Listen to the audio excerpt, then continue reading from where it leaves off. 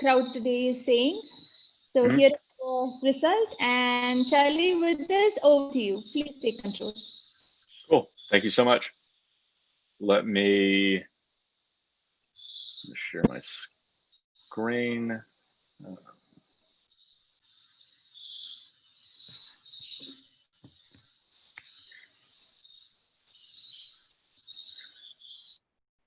And I'm going to confirm you can still see my screen, correct? Yes, we can see and we can hear you well. Perfect. Thank you. So thank you for the introduction. My name is Charlie Weston. I'm a product design lead and UX strategist. And I'm here to talk to you guys about building the right product and how UX research is really pivotal to a product launching. The three main areas we will talk about today are just the correlation between research and ROI, methodologies that you can use to explore UX research, and just how to start to build a culture of research inside of your organization.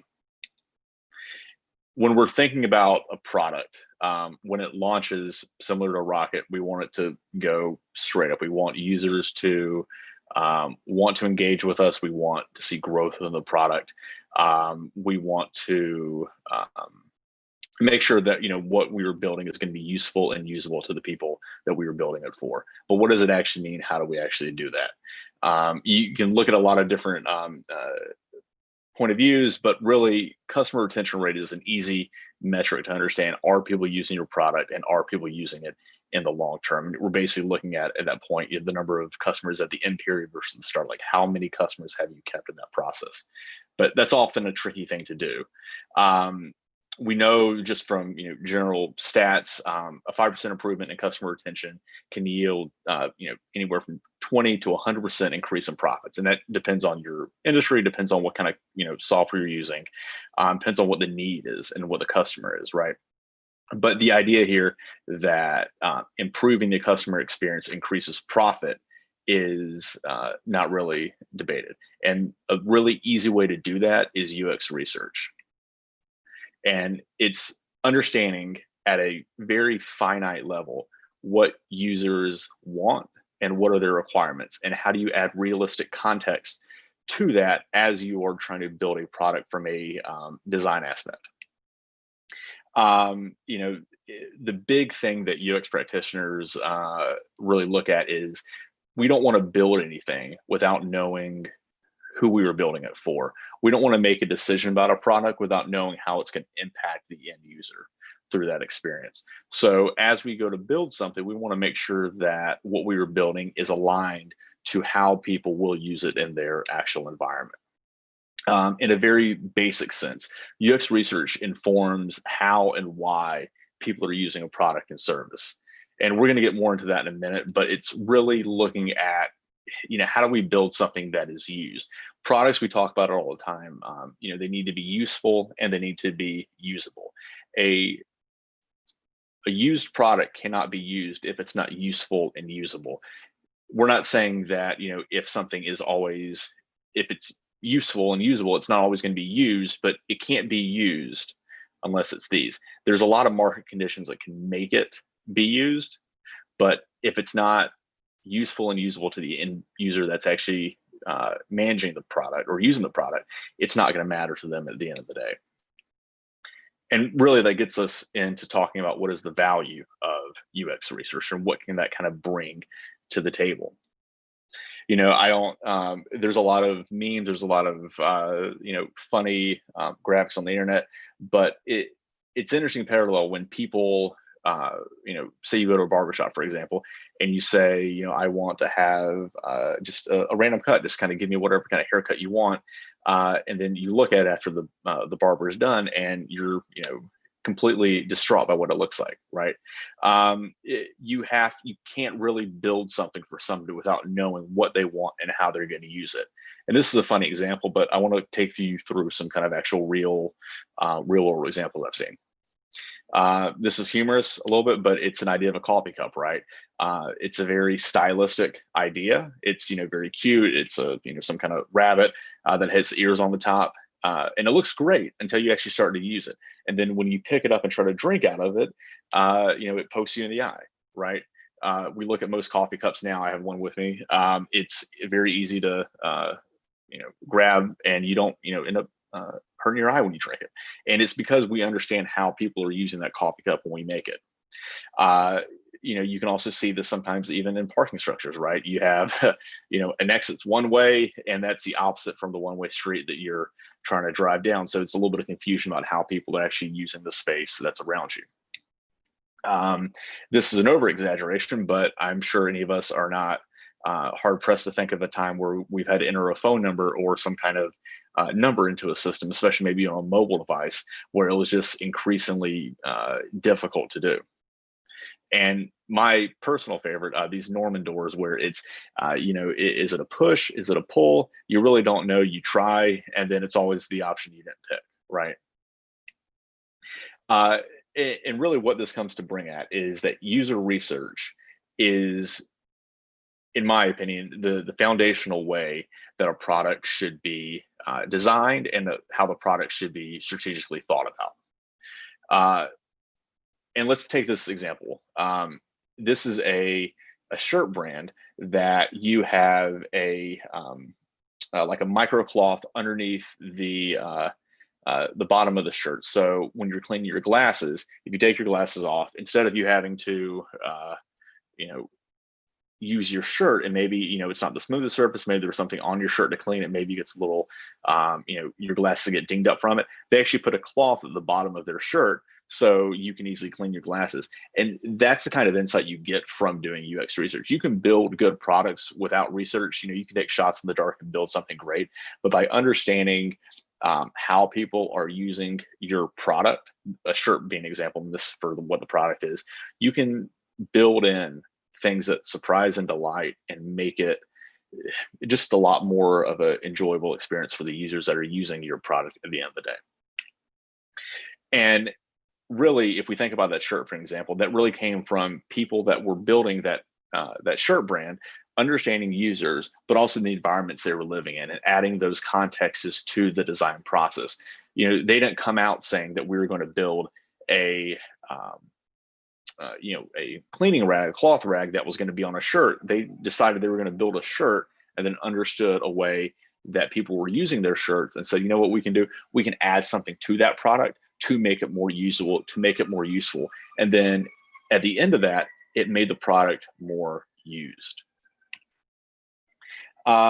Before we get into the methodologies and different practices of UX research, I want to go through some kind of myths I've heard about research, and kind of like talk about maybe what are the more true facts about that. The biggest thing I've heard over the years is that UX research is usability. Like, those two are hand in hand. And it's easy to think about that being the case, but there's actually over 30 different research methodologies that you can use for research outside of usability. Usability testing is something that personally I think that every product should go through in some capacity at multiple times throughout the journey of building that product. But that's not the one size fits all. There's a lot of other things that can help bring clarity, so that when you do your UX usability research, it's a lot more poignant, and it's a lot more strategic, and it gives you better insights for what you were looking at. Another I've heard is UX research is expensive. What I've heard and experienced a lot from just even working agency side is that clients often don't want to spend money on research. They see it as something that's not maybe as tangible. It's a lot easier for product or clients to buy off on building a product because it's something physical that they can hold and see. Research is often abstract, and because the abstract is hard to grasp, we kind of view it as expensive because it's not easy to kind of come to an end of what that research is. But in fact, that we know that spending 10% of a project's budget on usability can over 2 times increase the product's usability. So if we think about that investment, right, like if we spend so little time on that, on just testing the product and doing research about the product, that it's going to increase 10 or twofold what the usability of the product is. And usability doesn't have to be, or user research doesn't have to be something that you do at scale, you don't need 30 people to do research. You can often find good insights talking to 5, 6 people if the same line of questioning is used. And that gets me to my next point. It's that anybody can do UX research. And this is kind of a weirdly stated myth. And the truth is that anybody can conduct user research. It just really should be someone that's a trained practitioner, because there's ways you ask questions. There's ways you try to interact with people so it doesn't feel like they are being intimidated, threatened, questioned. UX research is almost like a therapy session. You want to talk to somebody about their problems, but you don't want somebody to feel bad about the decisions that they've made, because something we say oftentimes in testing sessions, we are not testing you, we are testing the product. So any comments you give us are about the product and not about yourself. And that's an easy way that we can just kind of frame the conversation. But it's small nuances like that that help you collect better data and understand exactly how to do it in a way that's ethical and a way that's not going to make the users shut down and not give us as much information as they possibly could. And now we're going to go into some types of research that we can use in our organization as we're kind of building different products. So, table stakes, right? Research helps us answer the unknown. What don't we know? And we use research to find that out. Research can help us discover. It helps us explore. We can test with research, and it can help us listen as well. The right methodologies: discover, explore, test, listen. Those bring the right insights. You have to know exactly what methodology you're using to find the right insights you're looking for. So let's look at discover, for example. Field studies are a great way to observe people out working in the wild. They're similar to ethnological studies, where you're going out and seeing how people are using tools and services in their environment. Stakeholder interviews are great ways to meet with your business team or anybody within the organization from the company side that might have a vested interest in the requirements of how a product or service is built out, and that can help you understand from the business side what you need to do and build. User interviews are the opposite end of that parallel. So the stakeholder tells you what the business needs. The user interviews tell you what the user needs, and a good product experience blends the two with technology, because if the business isn't happy, they're not going to build it. And if the user isn't happy, they're not going to use it, right? So there has to be some marriage of those two concepts and those insights to build the right product. Diary studies are something that it's a little bit more of a nuanced way to go about it, but the general theory of it is you go and ask a user or a group of users to go home and record in a diary for a week, 5 days, about their thoughts throughout the day using an experience, their actions, their fears, and it kind of helps you get a closer look at what maybe they're not telling you, in the initial conversation, like what are their personal thoughts they want to reflect on, and maybe they don't want to share them as much publicly with you, but it's a good way to kind of get their inner thoughts about a process that maybe they're not as willing to talk about at scale with you. Competitive analysis is also another good activity. And this is more, think of like your basic SWOT analysis, where you're going through and saying, what is working, what's not, and trying to compare basic features of products within the marketplace itself. Moving on to explore. So now we're going to get into a section where we're diving more into the heavy details of like how do we build these flows and how do we explore how the users are going through it. And task analysis is probably the highest level we could go in terms of documentation, right? Like this can blow out as far as you need it to go.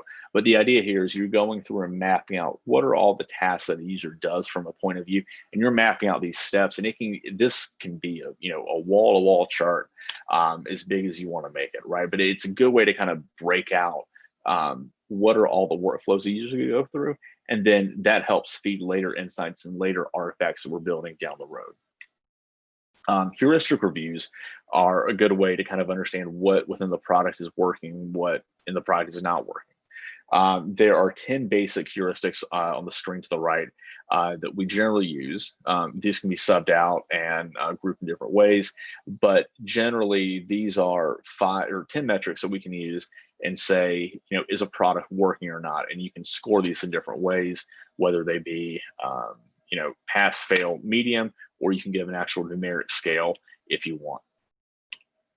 Journey mapping is taking those task analysis we looked at a slide earlier and actually blowing it out more. So instead of it just being post-it cards with string that are tracing everything together, this is actually a consolidated flow of how somebody is going through an entire experience. There generally is a length of time associated to it, and there's generally an expression of pain points and frustrations and motivations and feelings and devices, and it gets into this bigger frame of what these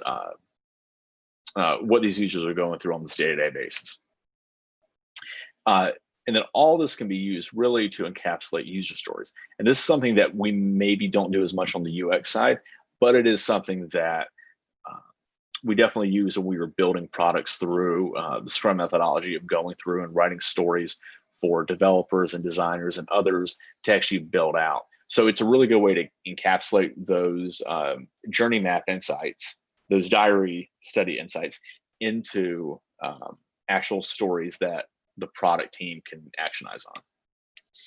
Another way that we can build something that the teams can actionize on are personas. These are snapshots of people in a place and time. And again, they outline their goals, their frustrations, maybe their preferences about technology, devices, personality. These often go hand in hand with journey maps because it's easy to look at somebody from a persona standpoint and then say, okay, this is Clark.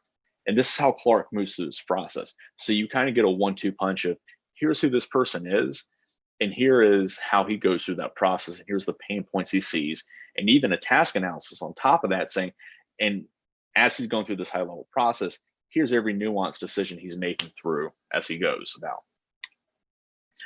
Card sorting is another good way when we're doing actually more in-person user testing sessions for about how to structure content from a architecture and navigation sense.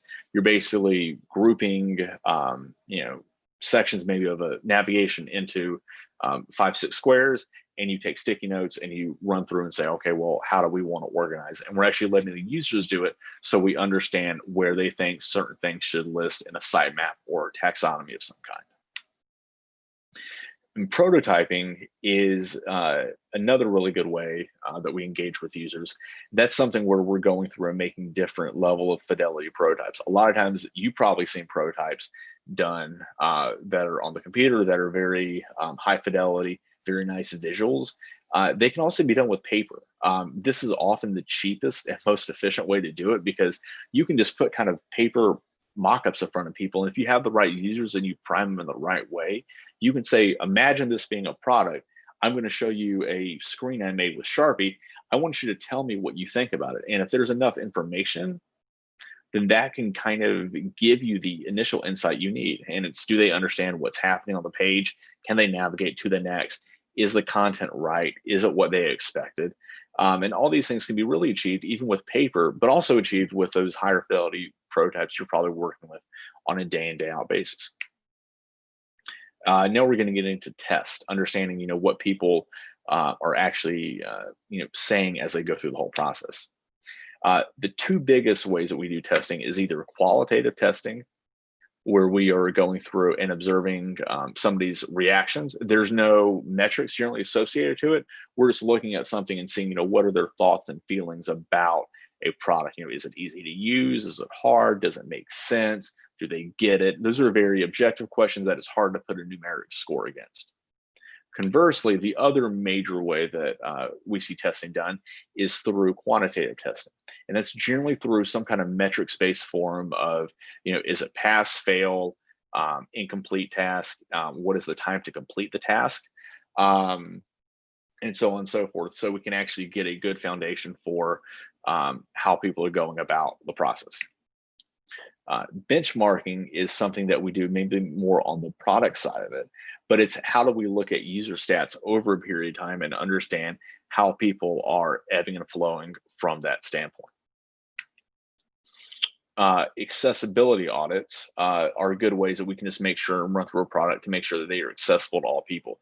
Guidelines for accessibility in different countries and regions are pretty varied to certain degrees, but the thing that we want to make sure about is that we are building products where they are accessible to all people of all abilities. So we are not hindering somebody from accomplishing the goal they need to with their software. And often there can be legal or financial restrictions or I guess fines put on you if there are not accessibility guidelines that are met by your product. The last section really is about listening and how do we use testing to listen to people. That can be consumer surveys. Those are pretty easy to do at scale. We can do feedback sessions. We're actually reviewing feedback from people at the end of the day. We can do search log analyses where we're going through the analytics, like the GA of a product and seeing how people are using it on the back end. And we can also do bug reviews. Maybe there's something that comes out in a ticket from your development team that you're saying, okay, well, we heard all these bugs. How do we build something that addresses these bugs that's maybe an overlooked behavior that we didn't really account for at the beginning? So we've gone through ROI of research. We've gone through the methodology. And I want to kind of close out this by talking a little bit about your research and your organization structure. And this is probably the most fluid way to talk about it, because every org is going to be different. Every team is going to be different. So it's really hard without knowing how the team structure is. And maybe that's a question we can have at the end, but of how to build something that is going to work on every organization, because there's not a one size fits all solution.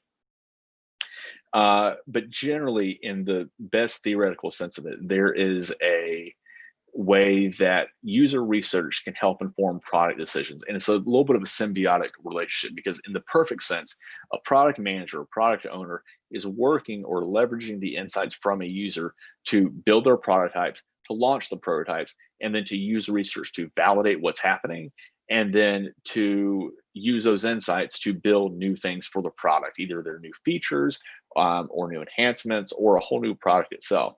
But you kind of have to use those research insights to inform your product, and then test that product, and then use those insights to build the next version of the product, right? So there's that kind of back and forth play that ideally happens in some form or the other in different organizations. If we're thinking about it solely from a Scrum framework, right?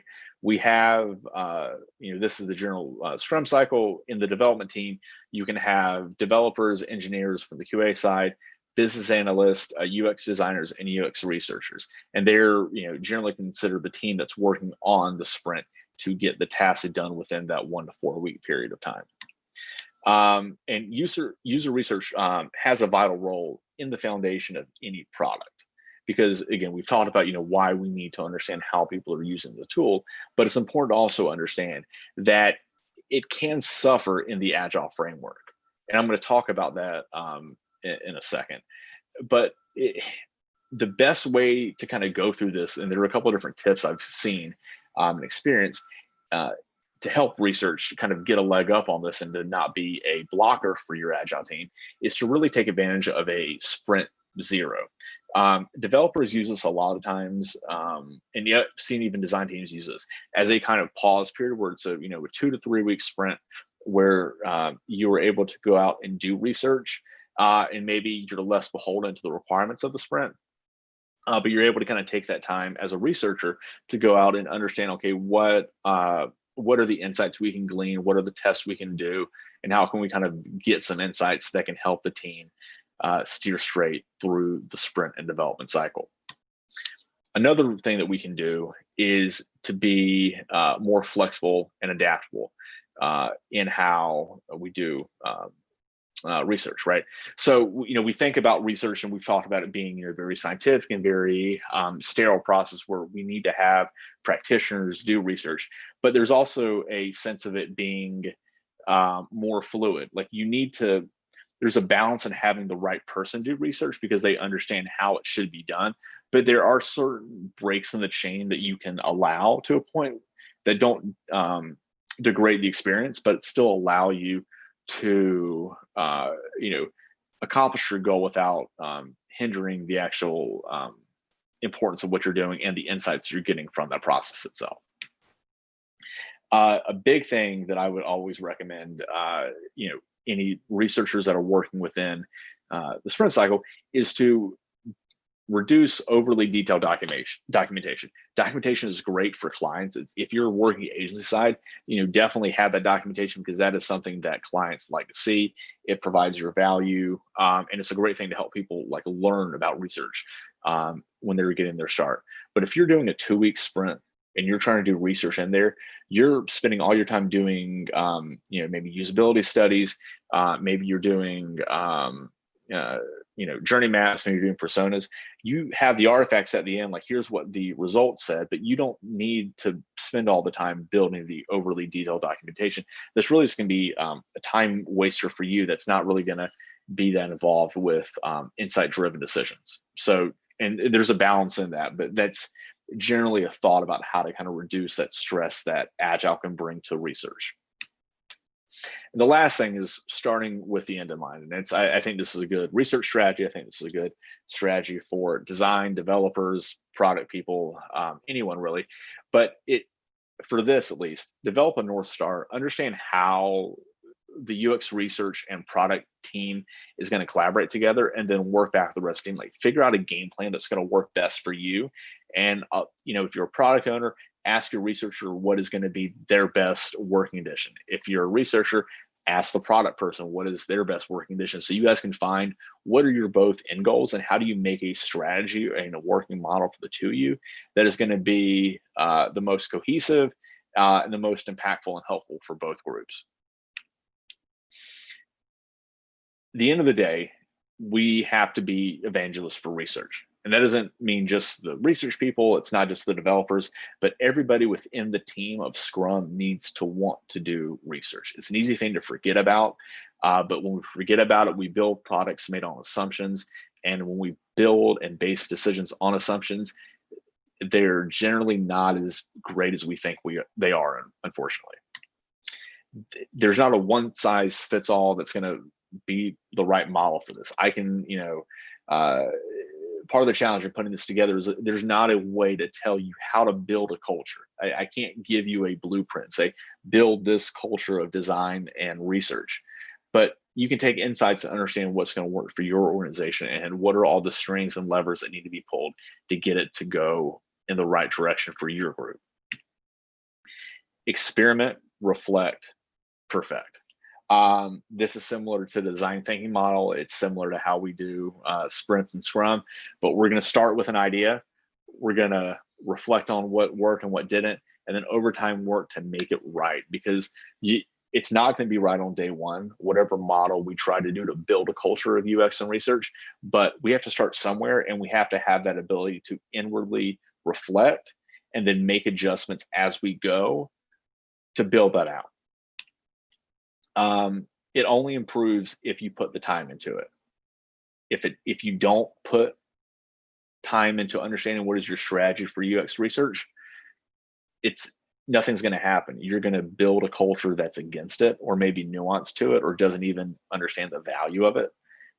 And at the end of the day, it's going to be hard to pick up those pieces and move. And I'm going to leave you with this. It's a quote from Steve Jobs. I think every design or UX presentation now has to have one, but it goes like this, right? Sometimes when you innovate, you make mistakes. It takes the best to admit it quickly, and you have to improve with innovation ongoing after that. And with that, I want to thank you for the time, and I believe we're going to open it up for questions about research, methodologies, ROI, and culture. So thank you.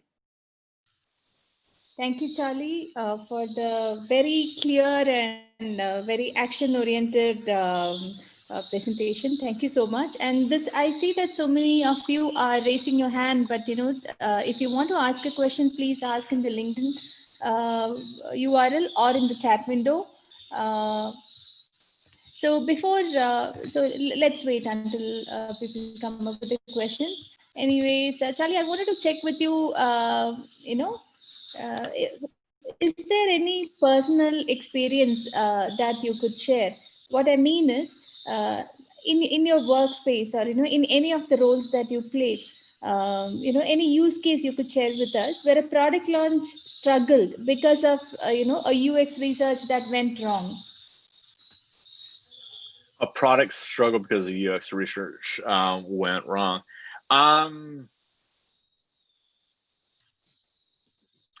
I would say not a. Yeah. So I've worked on something where basically what I'm not sure if you guys have heard this analogy, but if you build a product for everybody, you build a product for nobody, right? You need to understand who you're building this for and what they actually want, and then align your development team to go about it. I've seen teams work on dashboards, for example. Dashboards is something that's a ubiquitous term. It can be something that is for your high-level executive, or it could be somebody that is, wants to dive into the details of the analytics and get in, like, pull charts and pull rows for Excel files and manipulate the data. And as this product launched, there were groups that were saying, from a leadership level, like, we need to build it for everybody, but the CEO that wants high-level analytics wants something very different than the task analysis guy that's running through and wanting to pull data. So because of that, there was a lot of friction with, who are we building this for? What insights are we using to leverage the product? And, it got good traction, but it was hard to kind of get it to that point because it didn't really serve a singular purpose for one group. It was trying to do too many things at once. Interesting. Thank you for that. We have a question from Sangeeta Kataria here. Do you recommend surveys before in-depth interviews, or does that depend on the business type, B2C or B2B? No. So that's I would surveys before interviews are great. The big thing with that is they allow you to prime the conversation. So if I send a group of people a survey and say, answer these, 6-7 questions, I then have a better sense of diving into that interview for, okay, so, let's say that in the survey, 20% of the people don't like the color red. I know that there's a small majority of people that do not like red. Then in those interviews, I can ask questions about that color, and I can understand what are the nuances of maybe why you don't like it. So yeah, it helps prime the conversation, gives you better insight. And surveys, they can be done on Google. They can be surveys are very cost-effective ways to get information. Thank you. There is a question from Prabhakaran Nagarajan. How critical is UX research in B2B products? Are there any research methodologies specific to B2B products? No. So the methodologies we went through, I would say are common across, whether it's, I've worked with them on startups, I've seen them agency side, I've seen them definitely on the B2B side, because they're all telling you about your users. It's not, from a design standpoint, there is 100% a difference from doing design for a CPG product, right? Like SC Johnson versus a B2B product like a JLL product or a Northern Trust product. But the research insights and the methodologies are 100% the same. Great, thank you. There is a question from Sujoy Bose. In UX research, the research starts from the ground level and in feet on street, depending on what your product you want to build, or are there any resources for collecting data? I'm not sure if the question is very clear. I don't, sorry, can you, I don't know if I was able to fully get that. Sujay, could you send us the same question a little bit more clearly? So moving on to Rahul Jamdade. If two user persona have contradictory opinion about a feature during user interviews, what is the insight? So it's two people in the interview that have different opinions. So that's a good thing where there's a decision made about the product, right? You can have two users. One says I don't like blue, the other says they do love blue, right? So you then have, I think from a user standpoint, if they have different opinions, you need to understand why the opinions are different. Why does this person like one thing? Why does this person not like the other? It may be that those people, if the opinions are vast enough and it's relevant enough to the product strategy, those people might be different personas. They might be at different levels for some reason. And then you need to make the decision with your product leadership about, okay, so we've understood there's two different groups of people that we can address. They like blue, they don't like blue. Which one do you want to serve? Which one do we want to build something for? And let's understand why one likes it and why one doesn't. Great, thank you. Sujoy, could you please share the question again a little bit more clearly?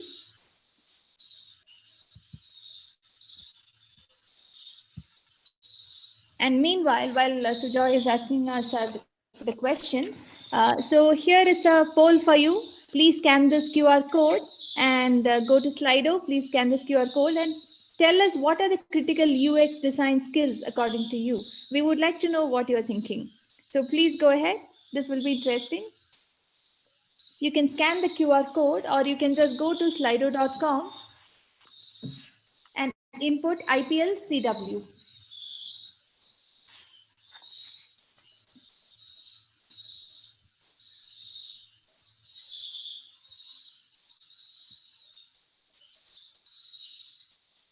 Okay, here is Sujoy's question. So while you guys go ahead and take the poll, let me read out Sujoy's question. Is there other ways of collecting data other than feet on street, that is deploying people with question sheets, or are there other methods of collecting data? So basically, I think he's that first-hand primary data collection, or are there other methods? Yeah, I mean, so outside of doing primary data collection like on the streets, you can do surveys, right? You can do phone screenings, phone interviews. Like conducting the research one-to-one doesn't have to be in person. It's definitely better in person. It's definitely better if you can see them, in some capacity. Like a video, I would rank, in person, video, on the phone, written response, right? Like you want to be able to see how they emote to something. Do they pause slightly before they answer a question? Do they look nervous? Or do they look apprehensive, tensive, right? Yeah, but I think a lot of these that you can do without being man on the street, and because oftentimes that's tricky to do because people often will not want to stop and talk to you, right? People are busy trying to get from one end to the other, and you really can't capture more than just, okay, what are your basic opinions about something A, B, or C? Okay. So here is a question from Sachin. How to go about design of product which customer acknowledges as a problem but not always keen to solve, like doing regular exercises in financial management discipline. So Sachin, could you please clarify your question? Could you please be more clear about the question?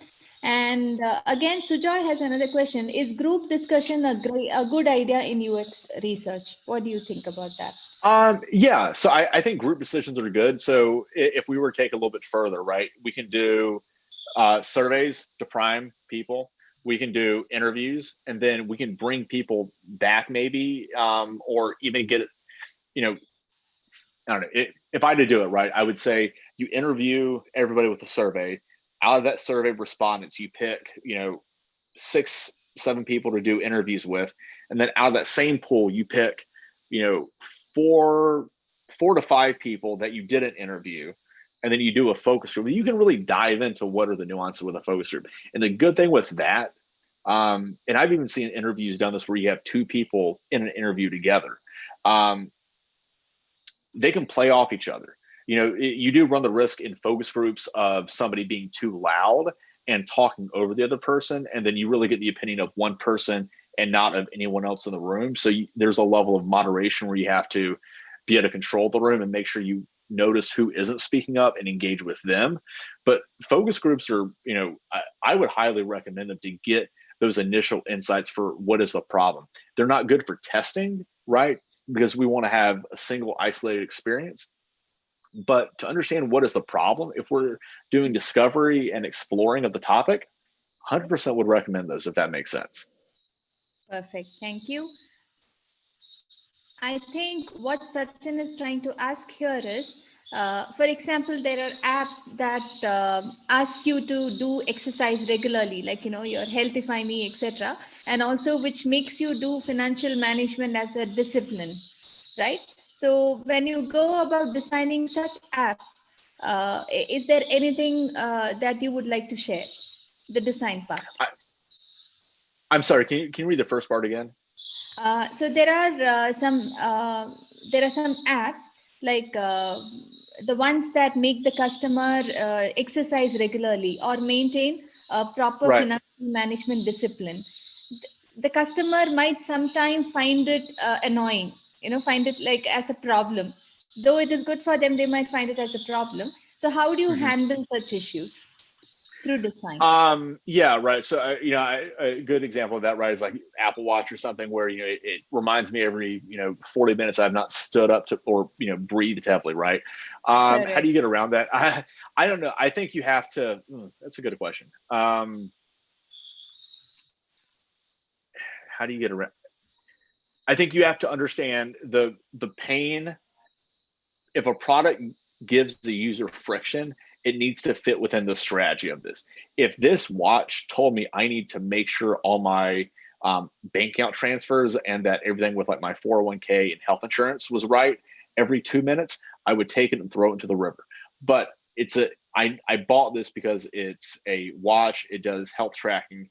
I know what the end goal of it is, to make me healthier and to make me more conscious about what I'm doing and how much I'm moving around. So I don't mind it. I know that everything it does and tells me falls aligned to the strategy and what the product is meant to do. So there's a little there's a level of degree of like pain, right? But a product can be nudging you in the right direction if it does fit in line for what it's doing. But it can't go outside the box. If it tells me I need to go move my car every 2 seconds, I'm going to take it off and throw it. But it's telling me about health and fitness, so I'm less annoyed by it. Other people might not be. I might fit into the persona where it's okay for it to work. If that makes sense. Absolutely. So you have to build it into the strategy that, it might annoy the customer, but this is good for the person. Yes. And it fits into their persona. Like, it's a nuance with it, but yeah.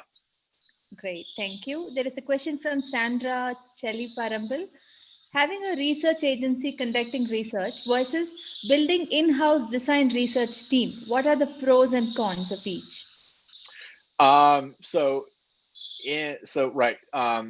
Using anytime you outsource it to an agency, it's always going to cost more money.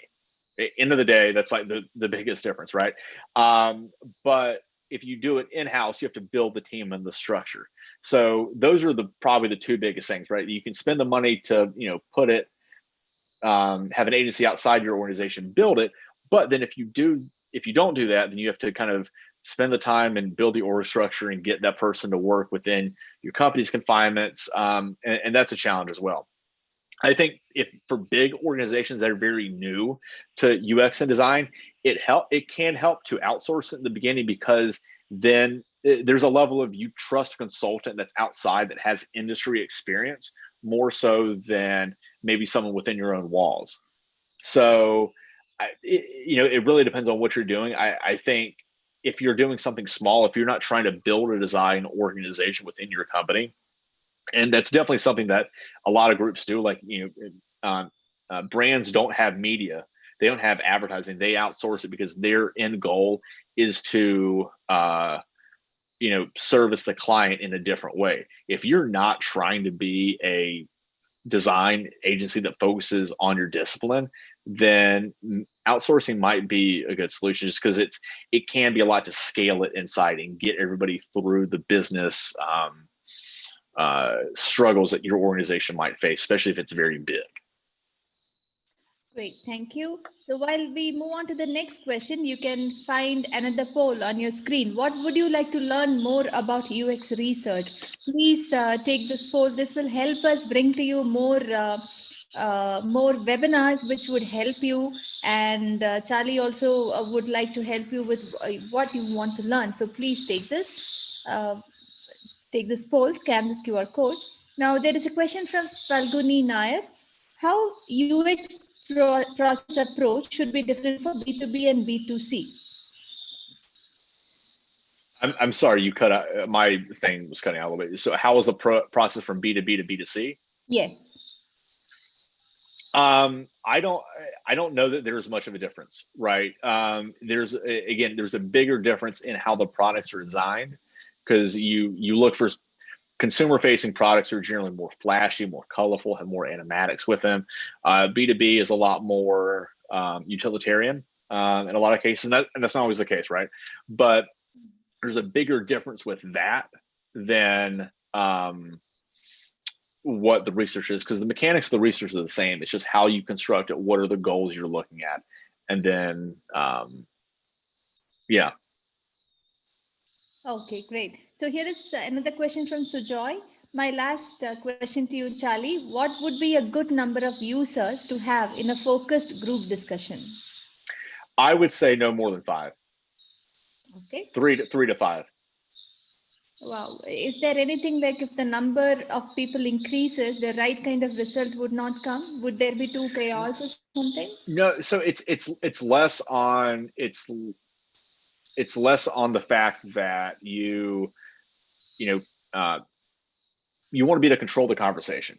It becomes challenging to control a room of 10 people, especially if they have just different personalities. You have to go through the process of checking to make sure one's not too alpha, somebody's not too quiet, right? It just becomes challenging to do at a big scale.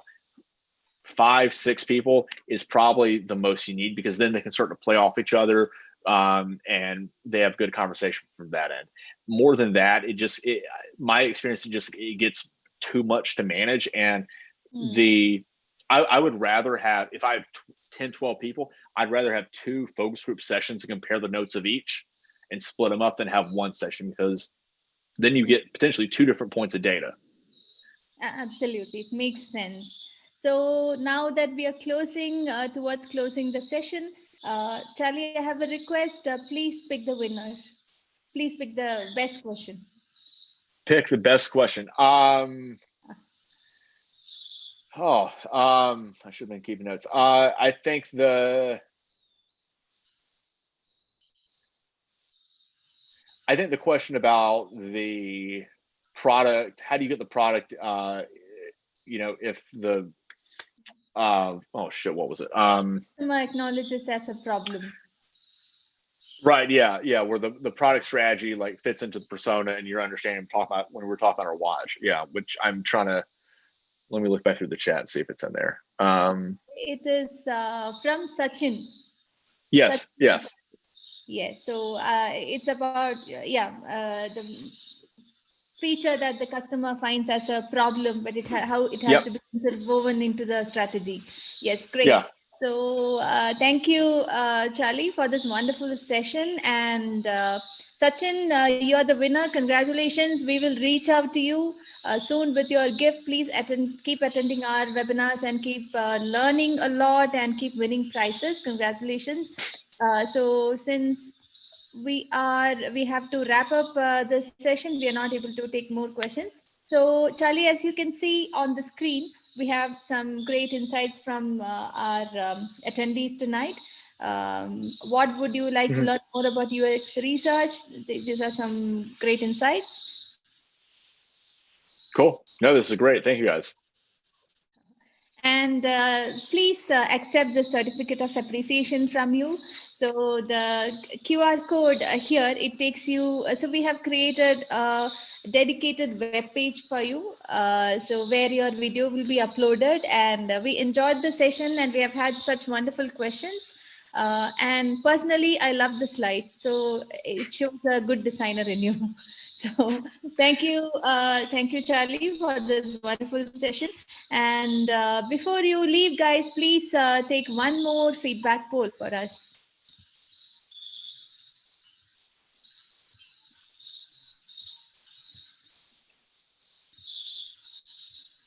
And keep watching our event space for more such webinars. There are so many webinars coming up. And if you want to ask more questions to Charlie, if you want to engage with Charlie more, please go to the LinkedIn thread and you can input your questions there, which can keep our conversation continuing.